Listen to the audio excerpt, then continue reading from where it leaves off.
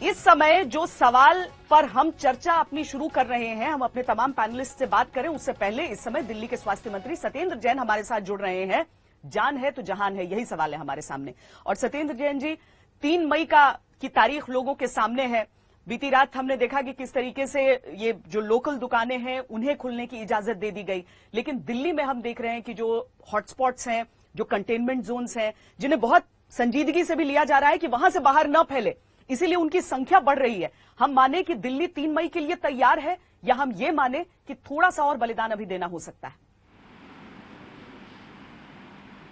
देखिएगा, जो containment zone है उनमें तो खैर शॉप्स नहीं खुलेंगी। कंटेनमेंट जोन में तो बिल्कुल एक्टिविटीज़ को स्टैंडस्टिल किया गया है, पूरे एरिया को सील किया गया है, वहाँ पर नहीं खुलेंगी। और बाकी शॉप्स के लिए कल केंद्र सरकार ने आदेश दिया है, तो मुझे लगता है उस आदेश को हम पढ़ लेते हैं। शायद उसका पालन पूरे देश में ही होगा।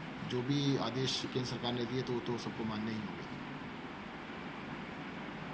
चूंकि दिल्ली राजधानी है तो शुरुआत से सबसे पहले संक्रमण का अगर बहुत ज्यादा खतरा हम माने तो दिल्ली में ही रहा, लेकिन उसे एक योजनाबद्ध तरीके से आगे बढ़ाया गया। बहुत इलाकों में हम देख रहे हैं कि आज भी लोग पालन कर रहे हैं इसका, और कहीं कहीं पर इस तरह की समस्याएं भी आ रही हैं कि लोग बड़ी संख्या में निकल आते हैं अपने घरों से। ऐसे में डॉक्टर सरीन की तरफ से एक बात कही गई थी कि 16 मई की तारीख की तरफ वो ज्यादा देख रहे हैं कर्व फ्लैटन करने के लिए। देखिएगा, पहली बात तो ये कि जो रेस्ट्रिक्शंस हैं या लॉकडाउन है 3 तारीख तक रहेगा या 3 तारीख के बाद ख़त्म हो जाएगा, इसके लिए मुझे लगता है आज फैसला करना बहुत मुश्किल है। अभी 8-9 दिन बचे हुए हैं। मुझे लगता है 1 तारीख या 2 तारीख के आसपास जाके इसके बारे में सही से विचार हो पाएगा, फाइनल हो पाएगा। क्योंकि जितने भी केसेस आ रहे हैं, डे टू डेज की सारी समीक्षा की जा रही है, कितना बढ़ रहा है। एक समय था दिल्ली के अंदर 3 दिन में डबलिंग थी, फिर ऐसा हुआ 6 दिन में डबल रहने लगा, फिर 7 दिन में डबल हुआ, आज 13 दिन में डबल है। तो जो रेट ऑफ ग्रोथ है, जो इस बीमारी की ग्रोथ है, अगर 3 दिन में डबल होता है तो बहुत ही भयानक हो जाता है। और अभी 13 दिन में है तो हमें थोड़ा संतोष है कि भाई हाँ 13 दिन में डबल हो रहा है। तो इसको देखना पड़ेगा कि भाई डबलिंग रेट जो है वो कितना रहता है। सत्येंद्र जैन जी, पैरेलल तैयारियां भी चल रही हैं सरकार की। दरअसल लॉकडाउन का सीधा मतलब यही होता है कि जब तक लोग संक्रमण को फैला नहीं रहे, एक दूसरे से नहीं मिलजुल रहे हैं, तब तक सरकार अपनी तैयारी दुरुस्त कर ले। दिल्ली में भी तैयारियां चलती रही हैं। आज की तारीख में स्वास्थ्य मंत्री के तौर पर आप कितने आश्वस्त हैं कि कितनी भी बड़ी समस्या हो जाए हम तैयार हैं? देखिए, कितनी भी बड़ी तो नहीं, पर बहुत बड़ी तक तो हम बिल्कुल तैयारी कर चुके हैं। आज दिल्ली के अंदर जो हमारे बड़े अस्पताल हैं उन सब में मिलाकर 481 पेशेंट्स एडमिट हैं। हमारे पास इससे 6-7 गुना बेड हमने तैयार किए हुए हैं। 3500 बेड तो बड़े अस्पतालों में ही हैं। उसके बाद हमारे डेडिकेटेड हेल्थ सेंटर के नाम से 3 हॉस्पिटल और हैं, 500 बेड उसमें भी हैं। मतलब अस्पतालों में हमने 4000 बेड डेडिकेट करके रखे हुए हैं, जिसमें कुल मिलाकर लगभग 500 के करीब पेशेंट हैं। ज़रूरत पड़ेगी तो 4000 को बढ़ा के हम और भी आगे बढ़ा लेंगे, तुरंत बढ़ा लेंगे। और वो प्लान मुख्यमंत्री अरविंद केजरीवाल जी ने 20 दिन पहले बताया भी था कि दिल्ली के अंदर अगर तो कुल मिलाकर 30-35 हज़ार पेशेंट भी होते हैं तो उस तक की प्लानिंग हमने पूरी कंप्लीट प्लानिंग की हुई है। आज दिल्ली में 2514 पेशेंट टोटल पॉजिटिव अभी तक आए हैं। तो यानी इससे अगर 10 गुना, 12 गुना, 14 गुना पेशेंट भी हो तब तक की प्लानिंग हमने कंप्लीट प्लानिंग कर रखी है। दरअसल सरकारों का तरीका भी यही होता है कि आप जितने पेशेंट एक समय पर आ रहे हैं, एक तो आप कोशिश करें कि मरीजों की संख्या न बढ़े, और दूसरी तरफ जितने मरीज आ रहे हैं जिस तरीके से उनकी बढ़त हो रही है संख्या में, उस हिसाब से आप तैयारियां रखें। हमारे साथ डॉक्टर नरेश त्रेहन, जो कि चेयरमैन और managing director Medanta the Medicity के हैं, हमारे साथ जुड़ गए हैं। डॉक्टर त्रेहन, सरकार की तरफ से जो दावा किया जा रहा है कि अगर आज की तारीख में लॉकडाउन नहीं होता तो संक्रमण की संख्या बहुत अधिक होती। बीते 30 दिनों का हम आकलन यहां पर कर रहे हैं आज ई एजेंडा के साथ। आप बीते 30 दिनों में हिंदुस्तान के उठाए कदमों से कितने संतुष्ट हैं एक डॉक्टर के नाते? बहुत ज्यादा। ये सही बात है कि अगर जो लॉकडाउन नहीं होता तो हमारी जो मुसीबत बहुत बढ़ जाती है आज तक। तो इसीलिए लॉकडाउन का फायदा बहुत हुआ है कि एक तो चेन में ब्रेक आया है, दूसरा इसकी जो आंकड़े बढ़ रहे हैं उसके ऊपर बहुत कंट्रोल है। अगर जो आप इसकी तुलना और देशों से करेंगे जहां लॉकडाउन इफेक्टिव नहीं था या नहीं किया गया, तो उनके अंदर बहुत रैपिडली ये फैला है। तो ये बहुत संतुष्टि की बात, ये 2 बातें हैं। एक तो टोटल नंबर कम बढ़ रहा है, दूसरा ये है कि हॉटस्पॉट्स जो है वो उनका पता लग गया है। तो ये आज के दिन गवर्नमेंट की जो तैयारी है कि हॉटस्पॉट्स को तो लॉकडाउन रखना ही है, ये बहुत अच्छी बात है, क्योंकि वहां पे जो संख्या बढ़ती जा रही है और वहीं पे जब तक उसमें ड्रॉप नहीं आएगा तब तक उन हॉटस्पॉट्स को खोलने का कभी भी मेरे ख्याल नहीं करना चाहिए। पर अगर जो आप दूसरी तरफ से देखेंगे इसको, कि आप ये भी देख रहे हैं कि काफी लोगों को तकलीफ हो रही है, खास करके जिन बेचारों को जो लेबर बाहर दूर से बैठी हुई है घर के बाहर, उनको खाना वगैरह मिल रहा है पर मतलब सबको भी इतनी पूरा नहीं मिल रहा, शेल्टर नहीं है, बहुत सारी तकलीफें हैं और इकोनॉमिकली बहुत उनका बुरा हाल है। इसका तरीका तो ये, जैसे जैन साहब ने कहा अभी कि अभी 9 दिन और हैं, और 9 दिन से मतलब 7 दिन 6 दिन इसके बाद हम देखें कि क्या आंकड़े हैं, कहाँ कहाँ हॉटस्पॉट्स हैं, कहाँ कहाँ ग्रीन जोन्स हैं, कहाँ कहाँ येलो जोन्स हैं, उसके हिसाब से इसको आहिस्ते आहिस्ते खोला जाए। खोलना भी जब है तो इकट्ठा नहीं खोलना चाहिए, क्योंकि फिर तो इसका कोई अंदाजा नहीं कि कितना फैलेगा और इसको कैसे संभालेंगे। अगर जो हम जैसे 10% एक्टिविटी शुरू करते हैं, जैसे अब फार्म सेक्टर शुरू हो गया, अब फार्म सेक्टर को हमें ये देखना है कि पूरी उनकी जो चेन है, कटाई से लेके मार्केट तक, मंडी तक, जो हमारी ये हमने प्रिकॉशंस जो करी हुई हैं, जिसको डिस्टेंसिंग और मास्किंग और हैंड हाइजीन कहते हैं, अगर जो इन तीनों के ऊपर अमल हो रहा है, मंडीज ऐसी बन गई हैं जिनके अंदर ओवर क्राउडिंग नहीं होती, जो कोरोना प्रूफ बनाई गई हैं, जिसके अंदर डिस्टेंसिंग होगी, जब ये एस्टैब्लिश हो जाएगा आने वाले 2-4-5 दिन में, तब पता लगेगा हमें कि इसका कितना नुकसान हुआ है। और अगर जो ये ठीक रहा तो हिम्मत बढ़ जाएगी कि नेक्स्ट सेक्टर को भी खोला जाए, नेक्स्ट सेक्टर को भी खोला जाए।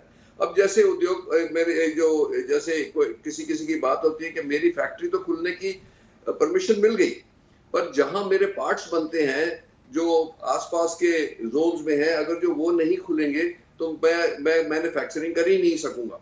तो इस सब चीजों को बहुत, ये हमारे पास टाइम है, इन चीजों को बहुत ध्यान से मेजर करके इसको खोलते जाना चाहिए आहिस्ते आहिस्ते। जैसे आज दुकानें खुली हैं, अगर जो वो छोटी दुकानें कहीं जो रेजिडेंशियल एरियाज में खुली हैं, उसके अंदर अगर जो लोग ये जो बताते हैं हम कि ये प्रिकॉशंस लेनी है आपने, डिस्टेंसिंग की, मास्किंग की और हैंड हाइजीन की, और संतुष्ट होके अपनी सप्लाईज लेते हैं, तो इससे हमें पता लग जाएगा कि पब्लिक का बिहेवियर पैटर्न ठीक है।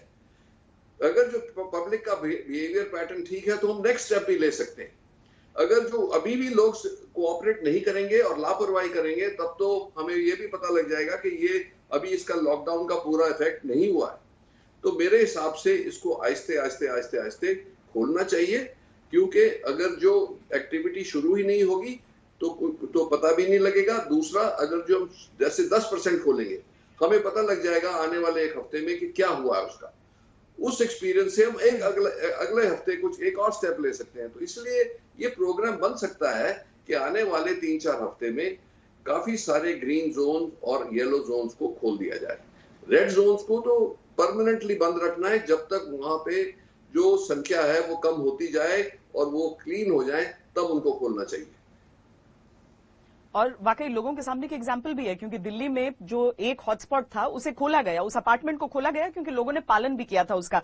हमारे ई एजेंडा के इस सेशन में हमारे साथ डॉक्टर राजेश पारिक, जो कि डायरेक्टर हैं medical research and neuro psychiatrist, Jaslok hospital and research centre, जुड़ चुके हैं। Doctor Arvind Kumar, chairman centre for chest surgery and director institute of robotic surgery at sir Gangaram hospital. बहुत स्वागत है सर आपका। डॉक्टर पारिक, मैं आपसे जानना चाहती हूं कि अगर सरकार अपनी तरफ से कह रही है कि जो कर्व है वो फ्लैटन होना शुरू हो रहा है, क्या हम सही माने इस चीज को? जो आंकड़े हमारे सामने हैं, बिल्कुल सही तस्वीर हिंदुस्तान की पेश कर रहे हैं पिछले 30 दिनों की। बिल्कुल बिल्कुल। हमको इस समय अपने गवर्नमेंट पे डाउट नहीं रखना चाहिए, अपने गवर्नमेंट पे विश्वास रखना चाहिए, लेकिन हमको यही नहीं देखना चाहिए कि बीमारी का क्या हो गया है। सब लोग बीमारी के आंकड़े देख रहे हैं, आप भी दिखा रहे हैं, तो बीमारी पे तो असर अच्छा ही हो रहा है। जैसे आप पूछ रहे हैं, कर्व फ्लैटन होना शुरू हो गया है, तो जो भी लॉकडाउन अभी 1 महीने से चल रहा है उसका तो अच्छा असर हो रहा है। लेकिन ये लॉकडाउन का हमारे जो एफर्ट्स है उसका वायरस पे क्या असर हो रहा है, और हमारे पे क्या असर हो रहा है। ये तीन चीज अलग अलग है, एक बीमारी है, एक वायरस है और एक हम सब लोग हैं। तो वायरस पे इसका क्या इफेक्ट हो रहा है हमको ठीक तरह से पता नहीं है। हमको ये नहीं समझना चाहिए कि वायरस को हमने खत्म कर दिया, क्योंकि वायरस म्यूटेट हो रहा है। अभी तक 2 म्यूटेशन आ गए हैं, A virus, B virus, C virus, अलग अलग है। तो वायरस म्यूटेट होके वापस आ सकता है। वायरस पे ज्यादा करके कुछ इफेक्ट नहीं हुआ है, ये हमको याद रखना चाहिए। लेकिन हमारे ऊपर, इंसानों पर बहुत ही गहरा असर पड़ गया है। मेरे खुद पर बड़ा असर पड़ गया है। ये क्या है, हम लोग बहुत गर्व से जी रहे थे कि बाकी सब जानवर कम है हमारे से, हम किसी को भी मार सकते हैं, किसी को भी खा सकते हैं। हम बहुत गर्व से एक्सपैंड कर रहे थे। अभी हम एक छोटे से वायरस ने हमको एक बहुत बड़ा सबक सिखाया है। ये शुरू क्यों हुआ? क्योंकि हम लोग फॉरेस्ट में जाके जो बैट्स थे उनको भगा रहे थे, उनको खा रहे थे, इसके वजह से ये हुआ है। तो ये हमको समझना चाहिए। दूसरा, ये वायरस कौन हिंदू है, कौन मुसलमान है, कौन गरीब है, कौन अमीर है, ये बिल्कुल नहीं देख रहा है। तो हमको अभी ये सब जरा भूलना चाहिए। वायरस ने हमको ये दूसरा सबक सिखाया है। तीसरा, कौन सा देश बहुत ही पैसा है, किसके पास बहुत बॉम्ब है, कौन सा देश गरीब है, बांग्लादेश में और अमेरिका में क्या फर्क है, ये वायरस कुछ नहीं जानता है। तो हमको ये सबक अभी हम सीखने लगे हैं, इसको हमको भूलना नहीं चाहिए। और इंडिविजुअली मैं आपको बता सकता हूं, मैं ज्यादा मीडिया नहीं देख रहा था। अभी मीडिया इतना बड़ा काम कर रहा है, मीडिया सब लोग को इतना सारा समझा रहा है, ये हमको सीखना चाहिए। मुझे लगता था सोशल मीडिया एक तरह की बीमारी हो गई है, सब लोग सोशल मीडिया पे है, लेकिन आज सोशल मीडिया हमको बचा रहा है। गूगल अभी भी आपको अपडेट देगा कि फोन का ट्रैफिक कितना बढ़ गया है, काम में जाने का कितना कम हो गया है, सिनेमाज में कितना कम हो गया है, हॉट जोन क्या है, ग्रीन जोन क्या है। तो ये मीडिया हमको बहुत अच्छी तरह से सिखा रहा है। मैंने अभी तक कभी सेलफोन नहीं रखा था, कभी भी नहीं। मुझे लगा सेलफोन रखूंगा तो मैं मरीज के साथ बात नहीं कर सकूंगा, किताब नहीं पढ़ सकूंगा, सोच नहीं सकूंगा। लेकिन वही सेलफोन अभी मेरी मदद कर रहा है। मैं पेशेंट, मरीज के साथ सेलफोन पे बात करता हूँ, आपके साथ फोन के तरीके से बात करता हूँ। ये सब हमको याद रखना चाहिए कि जो हमारे विचार थे पहले के, वो अचानक अभी बदल गए हैं। हमको एक तरह की ह्यूमिलिटी से तकनीक जो है वो जीतना चाहिए। पेशेंट के साथ सोशल डिस्टेंसिंग के बावजूद पर्सनल टच रखने में मदद कर सकती है आगे भी डॉक्टर्स की। डॉक्टर त्रिहन, बहुत सारी रिसर्च भी चल रही है। मैं आपको कल दिल्ली सरकार की उस प्रेस कॉन्फ्रेंस को चर्चा में लाना चाहूंगी जहां पर अरविंद केजरीवाल ने आकर कहा कि प्लाज्मा थेरेपी हमारे यहां रंग ला रही है। हालांकि दुनिया के कई देशों में हमने देखा था, देश में भी कई दूसरे हिस्सों से आया था, इसीलिए डोनर्स को ढूंढना शुरू हो गया था। प्लाज्मा थेरेपी कितना निर्णायक रहेगा डॉक्टर त्रिहन? आईपैड जो इसकी बेसिस है वो तो काफी साउंड है कि अगर जो किसी को ये एंटीबॉडीज डेवलप हो गई हैं क्योंकि उनको इन्फेक्शन हुआ था और सरवाइव कर गए, तो वो एंटीबॉडीज को किसी और पेशेंट को देने के लिए जिसको जरूरत है, जो बीमार हो रहा है, उससे फायदा हो सकता है। थ्योरेटिकली ये तो बात सही है। अब जब भी हमारी कोई मेडिकल थियरी होती है, उसको टेस्ट करने के लिए कई तादाद में उसको यूज करना पड़ता है, तो पता लगे कि कितने लोगों को फायदा हुआ, कब फायदा हुआ। एक सबसे बड़ी जो प्रॉब्लम हमारे को आती है हेल्थ केयर में कि हम अगर जो इस थेरेपी को वेट करेंगे जब तक पेशेंट बहुत ही बीमार हो गया, तो इसकी एफिकेसी हो सकती है कि इतनी ना हो। तो हमें वो विंडो ढूंढनी है कि किस विंडो में हमें लोगों को ये प्लाज्मा थेरेपी देनी चाहिए। उससे पता लगेगा कि इसका कितना असर हुआ और कितने लोग रिकवर हुए, और जो सीरियसनेस की तरफ जा रहे थे, जिनके लंग्स को ऑलरेडी कुछ प्रॉब्लम शुरू हुआ पर वो वेंटिलेटर पे नहीं पहुंचे अभी, तो उनको हमने वेंटिलेटर से बचाया, कि क्या इसकी एफिकेसी है। तो ये होना तो चाहिए और इसके ऊपर बहुत काम होना है। मेरे को ये भी लगता है कि डोनर्स बहुत विलिंग होंगे कि वो अगर जो उनसे हम कहेंगे कि आप डोनेट करो, तो बहुत सारे लोग मिल जाएंगे जो रिकवर हुए। दूसरी बात मैं ये बताना चाहूंगा आपको कि इस लॉकडाउन का जो बैड इफेक्ट क्या हो रहा है, इसलिए मैं बोल रहा था कि पेशेंट्स को तकलीफ हो रही है। जो हमने बंद किया था इलेक्टिव सर्जरीज वगैरह, इलेक्टिव ट्रीटमेंट जो बंद किया था, उससे क्या हुआ है, वेट करते करते करते कई लोग सीरियस हो गए हैं। कुछ लोगों की जान भी चली गई जो हॉस्पिटल नहीं पहुंच सके, या जिनको हार्ट प्रॉब्लम थी या कैंसर। तो मैं ये बोलना चाहूंगा कि एक तो पब्लिक को भी पता होना चाहिए कि अब वेट कर करके आप इतना मत वेट करें। हॉस्पिटल्स खुले हैं, हॉस्पिटल्स अब कोविड हॉस्पिटल्स बन गए हैं, तो डरे नहीं, क्योंकि हॉस्पिटल्स अब जो नॉन कोविड हॉस्पिटल्स हैं उनके अंदर पूरी ट्रीटमेंट चल रही है, डॉक्टर काम कर रहे हैं। अगर जो आपको तकलीफ है तो आप जाएं, अगर जो आप कहीं लॉकडाउन एरिया में है तो हम, क्योंकि जैसे क्रॉस बॉर्डर करना होता है तो हम प्रिस्क्रिप्शन भेजते हैं, उसका पुलिस फोर्स भी आदर कर रही है और पेशेंट्स को हॉस्पिटल्स पहुंचने को की सुविधा दे रही है। तो इसीलिए ये ना हो कि और लोगों की जान जाए, क्योंकि ये हो सकता है कि हमें और भी लॉकडाउन को एक्सटेंड करना पड़े। पर जो पेशेंट्स जिनको तकलीफ है, जिनको ट्रीटमेंट चाहिए, उनको नहीं डरना चाहिए, क्योंकि ये भी हमने बहुत सुना है कि डर के मारे लोग फ्रीज हो गए घर के अंदर और अपनी ट्रीटमेंट नहीं करा रहे। क्योंकि प्राइम मिनिस्टर ने जब पहले लॉकडाउन की घोषणा की थी डॉक्टर त्रिहन, तो उस समय उन्होंने कहा था कि अगर आप ऐसी बीमारी है या ऐसी सर्जरी चाहिए जो कुछ दिनों के लिए आप पोस्टपोन कर सकते हैं तो उसे कीजिए। आपका कहना है कि वो दौर अब निकल चुका है और अब हॉस्पिटल्स बाकी मर्ज के लिए भी, बाकी बीमारियों के लिए भी अब पूरी तरीके से, जो नॉन कोविड हॉस्पिटल्स हैं वो पूरी तरीके से मरीजों की ट्रीटमेंट कर रहे हैं।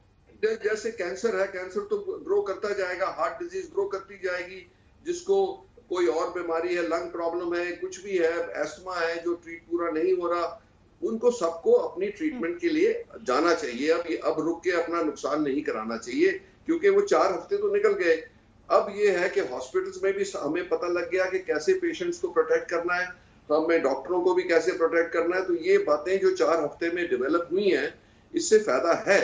और वो जो पुरानी प्राइम मिनिस्टर जी ने बात कही थी, सही बात कही थी कि जो चीज पोस्टपोन हो सकती है उसको करें।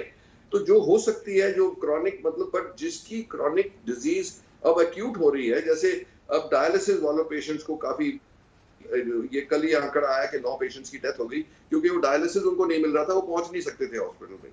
गॉल ब्लैडर किसी का था जिसकी सर्जरी होनी थी, उसमें इन्फेक्शन हो गई तो उनको सेप्सिस हो गया। ऐसी ऐसी बातें बहुत सारी आ रही हैं पब्लिक से।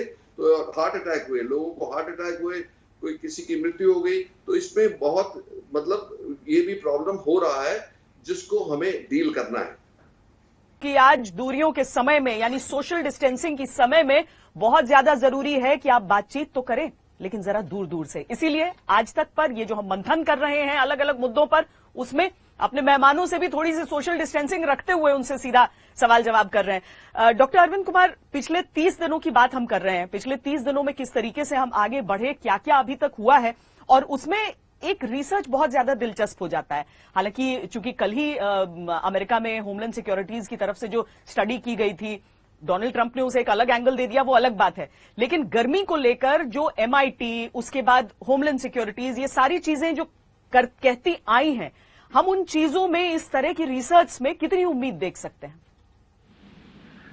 श्वेता जी, आपको मेरी आवाज आ रही है? जी। अच्छा, पहले तो आज रमजान का मुबारक महीना शुरू हो रहा है। सभी देशवासियों को रमजान की मुबारकबाद देना चाहता हूँ। दूसरा, आप की ये जो रिसर्च आई है टेम्परेचर के बारे में, जिसमें उन्होंने शो किया है कि टेम्परेचर जोन्स में वायरस के सरवाइव करने की कैपेबिलिटी को चेक किया है कि अगर हमारा टेम्परेचर इतना हो, 24 से 28 हो, तो ये इतने घंटे लास्ट करेगा, इतना। और उन्होंने शो किया था कि अगर 35 डिग्री से ऊपर हो तो वो कोई 1 घंटे लास्ट करेगा। तो यह एक बाहर की स्टडी है जिसमें उन्होंने इन वाइट्रो जिसे कहते हैं उसमें शो किया है। मैं इसको कॉशन के साथ एक्सेप्ट करूंगा। ये बहुत लोग मान रहे हैं कि टेम्परेचर का कहीं ना कहीं वायरस के ग्रोथ पे असर पड़ेगा, लेकिन मैं 2 चीजें बताऊं। ये तो बाहर का टेम्परेचर है। जब आप अपने देश में टेम्परेचर की बात करते हैं तो हमारा बाहर का टेम्परेचर तो शायद 35-40 पहुंच रहा है, लेकिन मैं पूछना चाहूंगा कि हम कितने लोग सीधे धूप के नीचे घंटों तक खड़े रहते हैं। और अगर मैं खांसूं और आप मेरे 1 मीटर के जोन के अंदर हैं, तो क्या मैं और आप 35-40 डिग्री के टेम्परेचर पे ही खड़े होंगे? हम ज्यादातर लोग घरों के अंदर हैं, बहुत से लोग एसी के अंदर हैं, कुछ लोग पंखे कूलर के अंदर हैं।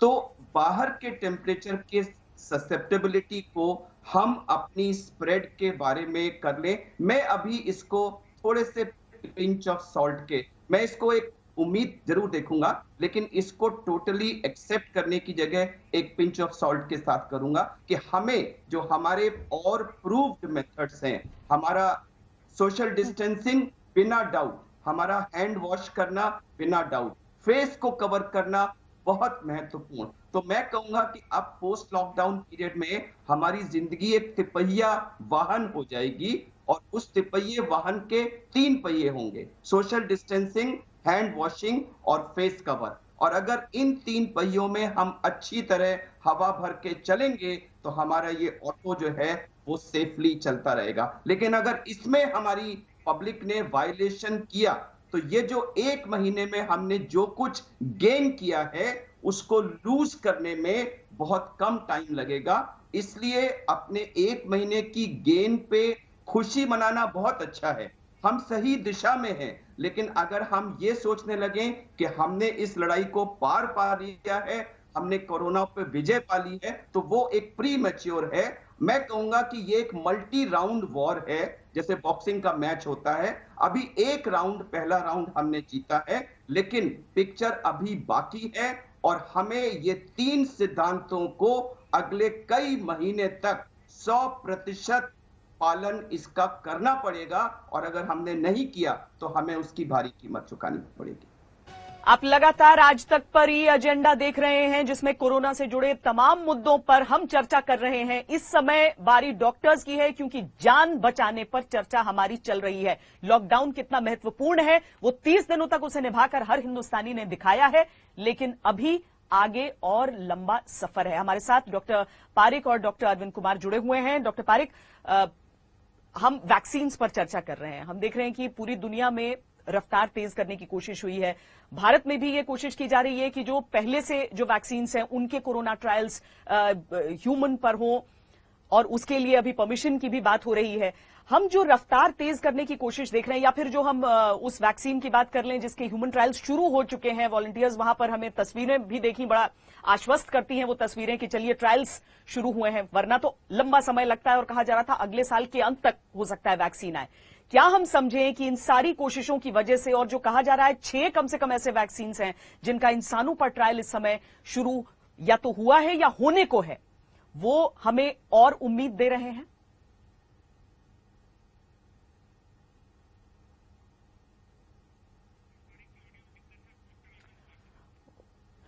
डॉक्टर पारिक से हम दोबारा संपर्क करने की कोशिश करेंगे। डॉक्टर अरविंद कुमार हमारे साथ जुड़े हैं। डॉक्टर अरविंद, आप बता रहे थे अलग अलग उपायों के बारे में, और उसमें आपकी पहले सुझाव पर मैंने आपको कुछ देर के लिए रोका था, क्योंकि वैक्सीन पर लोग बहुत ज्यादा उम्मीदें लगाए बैठे हैं, और यही सवाल मैं आपसे जानना चाहती हूं।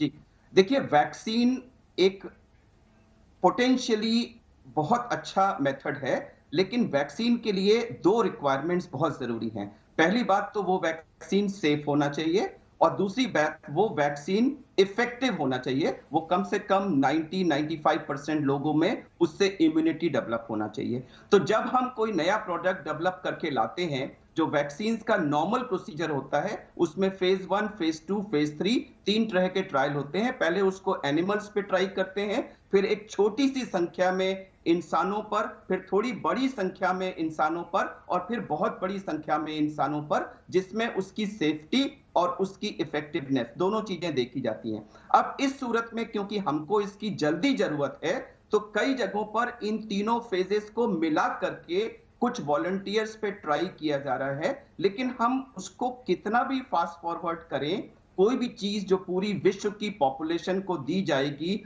उसकी सेफ्टी और एफिकेसी एस्टैब्लिश करना जरूरी है। तो जहां तक मुझे सारे ट्रायल्स के बारे में पढ़ के लगा है, मुझे नहीं लगता कि अर्लीस्ट टू अर्लीस्ट इस साल के अंत से या अगले साल के अर्ली मंथ से पहले कोई भी चीज आने वाली है हमारे रियल यूज के लिए। तो उसका वेट करके हम आज कहें कि हम आज की अपना बिहेवियर उस पर कर दें, तो वो कम से कम अगले कुछ महीनों में तो नहीं है। उसी तरह से दवा की बात करें तो बहुत सारी, कम से कम 20 ऐसे मॉलिक्यूल्स हैं जिसको हम फ्रंट लाइन मेडिसिन कहते हैं, जिन पर पूरे विश्व में ट्रायल हो रहा है। मैं उनका सबका नाम नहीं लूंगा, क्लोरोक्विन से लेकर एंटीवायरल से लेकर प्लेसेंटा एक्सट्रैक्ट तक बहुत सारी चीजों पे कई सारी चीजें कंपनीज की हैं तो वो चुपचाप उसको लीक कर देते हैं कि इसमें अच्छा हुआ, लेकिन जब दूसरी जगह वो ट्रायल होता है तो पता लगता है। तो ऐसे में एकदम से किसी नतीजे पे पहुंचना संभव नहीं है। लेकिन आज 25 अप्रैल की तारीख में ये स्थिति है कि कोई भी ऐसी दवा नहीं है जिसको इफेक्टिव क्योर के रूप में प्रेजेंट किया जा सके। तो वैक्सीन अभी कई महीने दूर है, दवा अभी होराइजन पे कोई है नहीं, तो हमारे पास क्या बचता है? हमारे पास लौट फेर करके वही ऑटो के 3 पहिए हैं, सोशल डिस्टेंसिंग, हैंड हाइजीन और फेस को कवर करके रखना। अपने 1 महीने की बात की थी श्वेता जी, इस 1 महीने में हमने राउंड 1 तो जीता है। अब हमारी देश की जनता का जो असली ट्रायल है वो लॉकडाउन के बाद शुरू होगा। अगर हम सब 130 करोड़ भारतवासी उसी संयम और उसी अनुशासन के साथ आने वाले समय में अपनी जिंदगी को एक न्यू नॉर्मल के रूप में मान के कि जो लोग घर से काम कर सकते हैं वो घर में ही रहें, हम अपने वृद्ध लोगों को बचा के रखें और जिनको जाना बहुत जरूरी है सिर्फ वही लोग ऑफिस में जाएं और वो भी इन 3 नियमों का पालन करें। तो ये पोस्ट लॉकडाउन पीरियड हमारी जनता के संयम और अनुशासन का टेस्टिंग टाइम होगा और इस टेस्ट में अगर हम पास हो गए तो अल्टीमेटली हम कोरोना पे जरूर विजय प्राप्त करेंगे। डॉक्टर पारिक भी हमारे साथ जुड़ गए हैं। डॉक्टर पारिक, मुझे लगता है आप अपने मोबाइल के बारे में इतना कहा कि उसे नजर लग गई है कुछ देर के लिए, इसलिए हमारा कांटेक्ट बार बार टूट रहा है। लेकिन ये बताइए कि क्योंकि हमने चर्चा शुरू की थी कि जो कोविड हॉस्पिटल्स और नॉन कोविड हॉस्पिटल्स जो कोरोना के संक्रमित हैं और जो जिनको ऐसी कॉम्प्लिकेशंस हैं कि उन्हें कोरोना संक्रमण से ज्यादा खतरा होगा। अब एक तो जो डॉक्टर्स उन पेशेंट्स को ट्रीट कर रहे हैं उनके मन में भी एक सवाल कि आप सामने वाले पेशेंट को क्या प्योरली कोरोना फ्री समझकर उसकी ट्रीटमेंट नॉर्मल तरीके से कर रहे हैं या फिर डॉक्टर्स के लिए भी जिंदगी बदल रही है। दूसरा, वो पेशेंट्स अगर जा रहे हैं उनके मन में भी सवाल कि कहीं मुझे संक्रमण न लग जाए। तो ये जो एक तरह से समझे हम कि मेडिकली जो ट्रीटमेंट के हिसाब से जो चिकित्सीय दुनिया है उसमें भी बहुत परिवर्तन हम देख रहे हैं। जी बिल्कुल, ये तो सब हम लोग देख रहे हैं, इसको हम अडेप्ट हो जाएंगे। हम तो जो डॉक्टर हैं, जब से मेडिकल स्टूडेंट्स हैं, हम ये नहीं देखते कि ये बीमारी क्या है, हम हमेशा मरीज को देखते हैं, ये मरीज में क्या बीमारी है, और वो देखकर हमारी तो ड्यूटी है हर मरीज का ट्रीटमेंट करने का। अभी कभी कभी तो ये फिक्र सबके दिमाग में आता है, लेकिन उसको हम धीरे धीरे भूल रहे हैं। लेकिन आपने मुझे एक सवाल पूछा था जब ऑडियो ऑफ हो गया, और डॉक्टर अरविंद कुमार ने अच्छा आंसर दिया उसका। लेकिन ये भी हमको समझना चाहिए कि वैक्सीन डेवलपमेंट के 4 फेजेस होते हैं, उसको 6 से 9 महीने लगते हैं, लेकिन उसके बाद और भी बड़ी समस्याएं हमारे सामने है।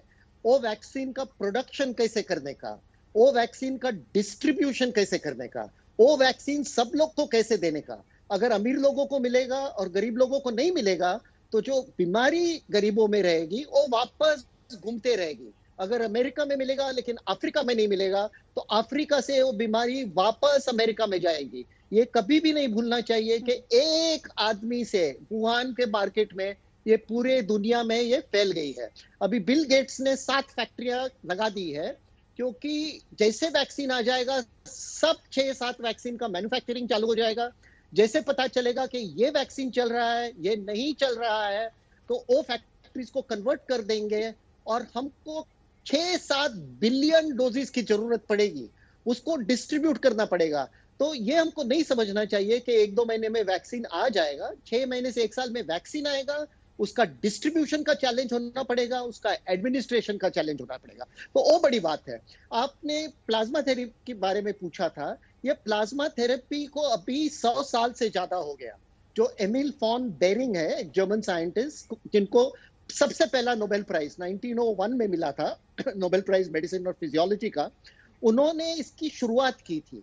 उन्होंने क्या किया था, खरगोश में डिफ्थेरिया की ये डाला था अंदर बीमारी, उससे एंटीटॉक्सिन्स रेडी हो गए। वो एंटीटॉक्सिन्स लेके जब उन्होंने एंटीबॉडीज खरगोश में से निकाले, वो वापस जब बच्चों में डाल दिया तो बच्चों की जिंदगी बच गई। उनको सेवियर ऑफ चिल्ड्रन, बच्चों का रक्षक करके समझा गया है और उनको नोबेल प्राइज मिला। तो इसकी हिस्ट्री तो बहुत ही बड़ी है और इसमें काफी प्रॉमिस है, लेकिन हमको आगे देखना चाहिए ये कैसे चलता है। तीसरी बात आपने बहुत महत्वपूर्ण निकाली और वो गर्मी के बारे में, क्योंकि मैं हमेशा मुझे मरीज पूछते रहते हैं कि डॉक्टर आपको लगता है कि अभी मई महीने में गर्मी आ जाएगी, हमारे घर में सब ठीक हो जाएगा?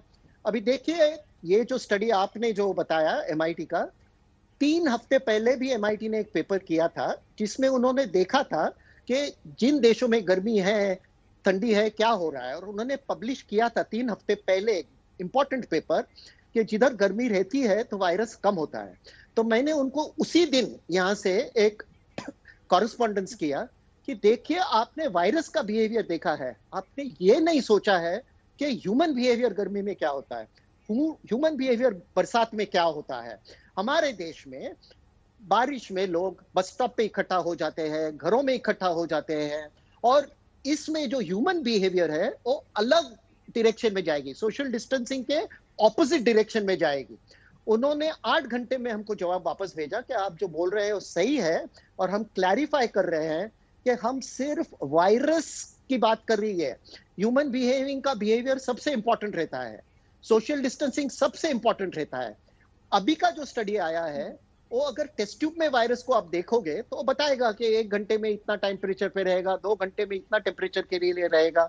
लेकिन जैसे हमने अभी चर्चा की थी कि ह्यूमन बिहेवियर पे जो असर होगा, और वायरस और ह्यूमन बीइंग का, वायरस और आदमी का जो इंटरैक्शन होता है उससे बीमारी होती है, वायरस से सिर्फ बीमारी नहीं होती है।